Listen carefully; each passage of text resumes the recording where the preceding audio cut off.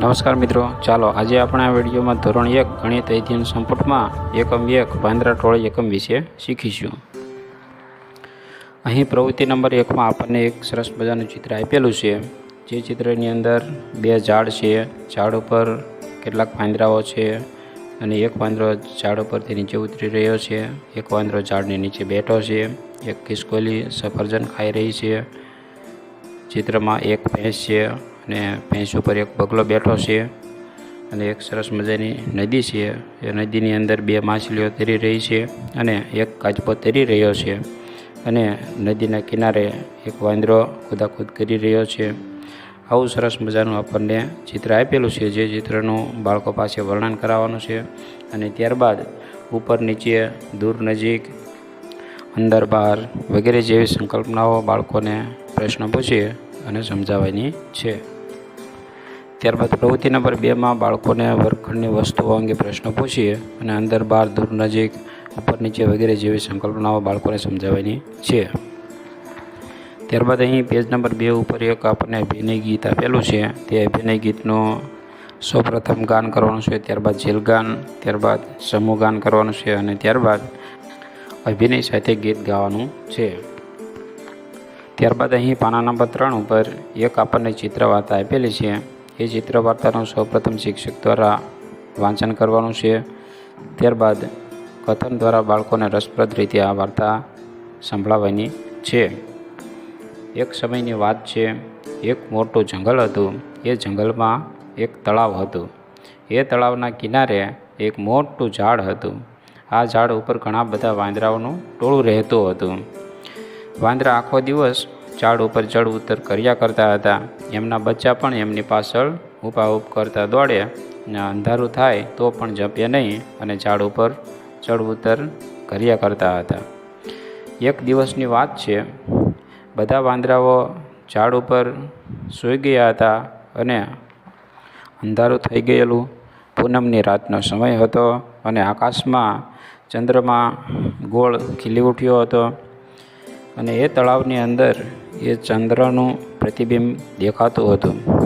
તો એક બચ્ચું જાગતું હતું, એને આ તળાવની અંદર પાણીમાં એ ચંદ્રમાનું પ્રતિબિંબ જોયું અને આ બચ્ચાને થયું કે એ કાંઈક ફળ ખાવાનું લાગે છે, તો એને કેવી રીતે બહાર કાઢવું અને ખાવું તે વિચારવા લાગ્યું અને એને એક યુક્તિ સૂઝી આવી।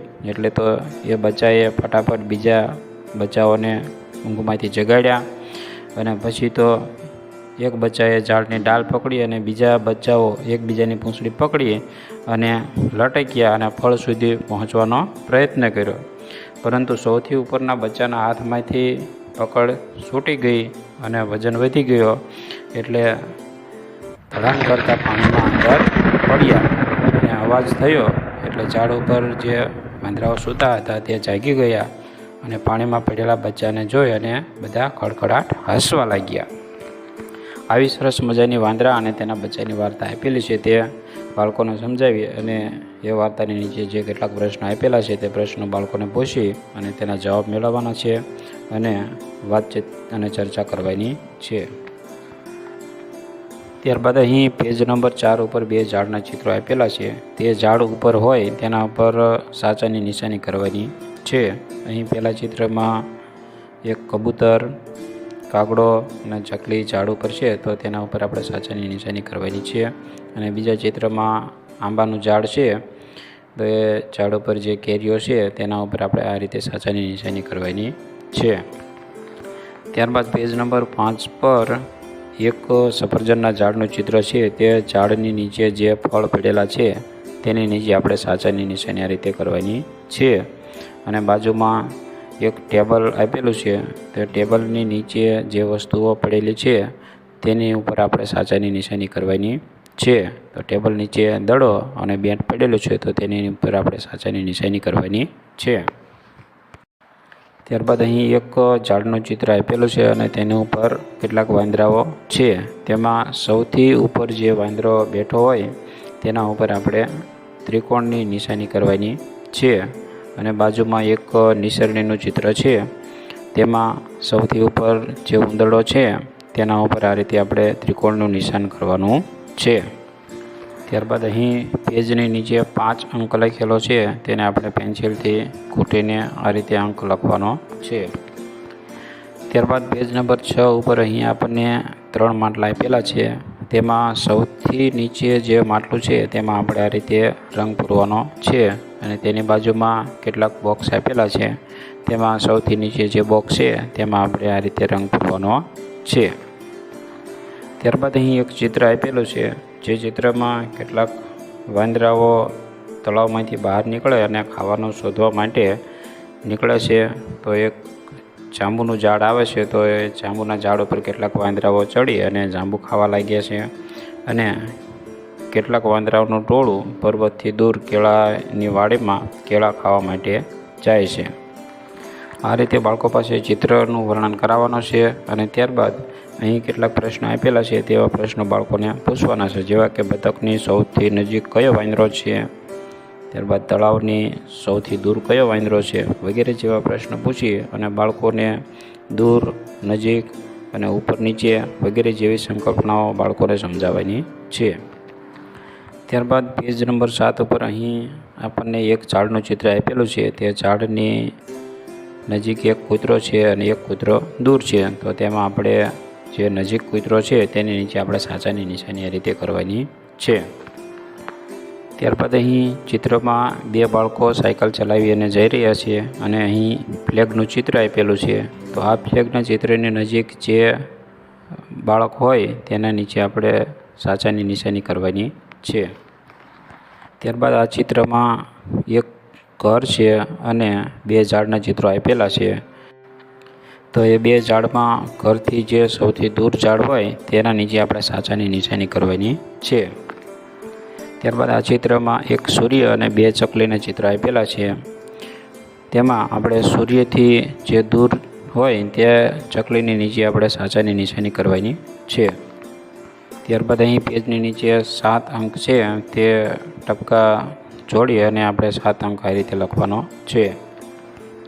ત્યારબાદ અહીં પેજ નંબર 8 ઉપર આપણને એક અંદર બહારની રમત આપેલી છે, તે બાળકોને રમાડવાની છે. આ માટે બાળકોને હરોળમાં કે ગોળમાં ઊભા રાખવાના છે અને ત્યારબાદ સૂચના આપવાની છે કે ઘરની અંદરની વસ્તુનું નામ બોલવામાં આવે તો બાળકો હાથ ખુલ્લા કરશે. જેમ કે ટીવી, તો ટીવી ઘરની અંદર હોય તો બાળકો હાથ ખુલ્લા કરશે અને બહારની વસ્તુનું નામ બોલવામાં આવે તો બાળકો હાથ ઉપર કરશે. જેમ કે ઝાડ, તો ઝાડ એ ઘરની બહાર હોય છે તો બાળકો હાથ ઉપર કરશે. આ રીતે વારાફરતી વસ્તુઓના નામ બોલી બાળકોને રમત રમાડવાની છે અને જે બાળક અભિનય કરવામાં ભૂલ કરશે તે આઉટ થઈ જશે. આ રીતે બાળકોને નદી કે પર્વત, દૂધ, દહીં વગેરે જેવી રમતો પણ બાળકોને રમાડી શકાય છે.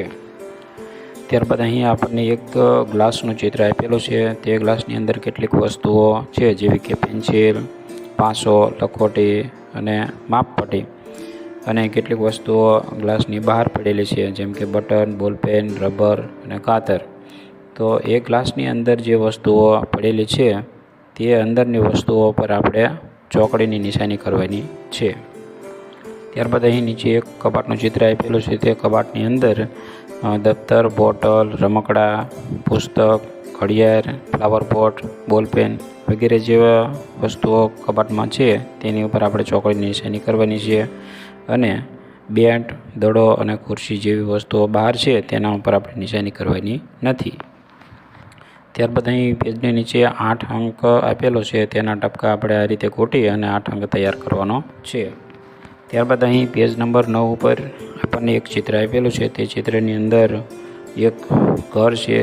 એ ઘરની અંદર એક ખુરશી અને ટેબલ છે. ઘરની બાજુમાં 2 ઝાડના ચિત્રો આપેલા છે અને ઘરની સામેની સાઈડ એક કૂતરો અને બેન્ચનું ચિત્ર આપેલું છે. તો આ ચિત્રમાં આપણે ઘરની બહારની જે વસ્તુઓ હોય તેની નીચે આપણે સાચાની નિશાની કરવાની છે. ત્યારબાદ અહીં એક ટોપલીનું ચિત્ર આપેલું છે. એ ટોપલીની અંદર કેટલાક દડાઓ છે અને ટોપલીની બહાર કેટલાક દડાઓ છે. તો ટોપલીની અંદર જે દડાઓ છે તેની ઉપર આપણે સાચાની નિશાની કરવાની છે. ત્યારબાદ અહીં એક બોક્સનું ચિત્ર આપેલું છે. તે બોક્સની અંદર કેટલાક રમકડાઓ છે અને એ બોક્સની બહાર કેટલાક રમકડાઓ દોરેલા છે. તો બોક્સની બહાર જે રમકડાઓ છે તેની નીચે આપણે સાચાની નિશાની કરવાની છે. ત્યારબાદ અહીં પેજની નીચે આપણે 9 અંક ટપકા ખૂટીને આ રીતે તૈયાર કરવાનો છે. ત્યારબાદ પેજ નંબર 10 ઉપર આપણને એક બર્થડે પાર્ટીનું ચિત્ર આપેલું છે, જેમાં વાંદરાના ટોળામાંથી એક વાંદરાના બચ્ચાનો જન્મદિવસ હતો. તો એ બચ્ચાએ જંગલના બધા પ્રાણીઓને આમંત્રણ આપ્યું, એટલે બધા પ્રાણીઓ ટ્રેનમાં બેસી અને બર્થડે પાર્ટીમાં આવવા માટે નીકળે છે અને બધા ગીત ગાતા ગાતા ટ્રેનમાં બેસી અને આવી રહ્યા છે. આવું સરસ મજાનું ચિત્ર આપણને આપેલું છે. તો એ ચિત્રના આધારે બાળકોને આપણે કેટલાક પ્રશ્નો પૂછવાના છે, જેવા કે હાથીની તરત પહેલાં કોણ બેઠું છે ડબ્બામાં, અને હાથીની તરત પછી ડબ્બામાં કોણ બેઠેલું છે, સૌથી આગળ કોણ બેઠેલું છે, સૌથી પાછળ કોણ બેઠેલું છે, વગેરે જેવા પ્રશ્નો પૂછીએ અને બાળકોને તરત પહેલાં અને તરત પછીની સંકલ્પના સિદ્ધ થાય તેવા પ્રયત્નો કરવાના છે. ત્યારબાદ અહીં પેજની નીચે 10 અંક લખેલો છે, તે ટપકા ખૂટીને આપણે તૈયાર કરવાનું છે. ત્યારબાદ પેજ નંબર 11 ઉપર અહીં ચિત્રો આપેલા છે. તે અહીં ચિત્રોમાં 2 પક્ષીઓ ઉડી રહ્યા છે. તેમાં જે સૌથી આગળ પક્ષી છે તેની નીચે આપણે સાચાની નિશાની કરવાની છે. ત્યારબાદ અહીં 2 કાચબાઓ નદીના કિનારે ચાલી રહ્યા છે, જેમાં સૌથી આગળ જે કાચબો છે તેની નીચે આપણે સાચાની નિશાની કરવાની છે. ત્યારબાદ અહીં 2 કૂતરાઓ દોડી રહ્યા છે, તેમાં સૌથી આગળ જે કૂતરો છે તેની નીચે આપણે સાચાની નિશાની કરવાની છે. ત્યારબાદ અહીં 2 વાંદરાઓ છે, તેમાં સૌથી આગળ જે વાંદરો છે તેની નીચે આપણે સાચાની નિશાની કરવાની છે. ત્યારબાદ અહીં 2 માછલીના ચિત્રો આપેલા છે, તેમાં જે પાછળ માછલી છે તેની નીચે આપણે સાચાની નિશાની કરવાની છે.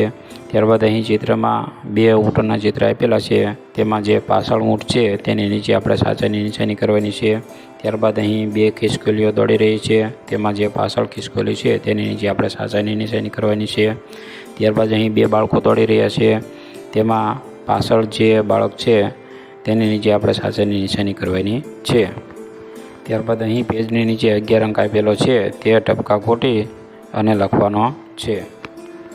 ત્યારબાદ પેજ નંબર 12 ઉપર અહીં કેટલાક ઉંદરડાઓ પર્વત ઉપરથી નીચે ઉતરી રહ્યા છે, તેમાં જે સૌથી આગળ ઉંદરડો છે તેના ઉપર આપણે ગોળ કરવાનું છે. ત્યારબાદ અહીં બીજા ચિત્રમાં કેટલાક મકોડાઓના ચિત્રો આપેલા છે, તેમાં સૌથી આગળ જે મકોડો છે તેના ઉપર આપણે ગોળ કરવાનું છે. ત્યારબાદ અહીં કેટલીક બકરીઓના ચિત્રો આપેલા છે, તે બકરીઓમાં સૌથી પાછળ જે બકરી છે તેના ઉપર આપણે ગોળ કરવાનું છે. ત્યારબાદ અહીં નીચે કેટલીક મોટરોના ચિત્રો આપેલા છે, તેમાં સૌથી પાછળ જે મોટર છે તેના ઉપર આપણે ગોળ કરવાનું છે. ત્યારબાદ પેજની નીચે 12 અંક આપેલો છે, તેને આપણે ટપકા ખૂટી અને લખવાનો છે. ત્યારબાદ પેજ નંબર 13 ઉપર અહીં જે આપણને જગ્યા આપેલી છે તેમાં આપણે શિક્ષકની સૂચના મુજબ ચિત્ર તૈયાર કરવાનું છે. તેમાં સૌપ્રથમ આપેલી જગ્યામાં બરોબર વચ્ચે એક ટોપલી દોરવાની છે. ત્યારબાદ ટોપલીની અંદર સફરજન દોરવાનો છે. ત્યારબાદ ટોપલીની બહાર એક કેરી દોરવાની છે. ત્યારબાદ કેરીની પાછળ એક કેળું દોરવાનું છે. ત્યારબાદ કેળાથી દૂર દ્રાક્ષનું ઝુમખું દોરવાનું છે. આ રીતે આપણે ચિત્ર તૈયાર કરવાનું છે. ત્યારબાદ પેજ નંબર 14 ઉપર અહીં આપણને બટન, મણકા, ચાંદલા વગેરે જેવી વસ્તુઓ ભેગી કરેલી છે, તે વસ્તુઓને આપણે રંગના આધારે વર્ગીકરણ કરવાનું છે.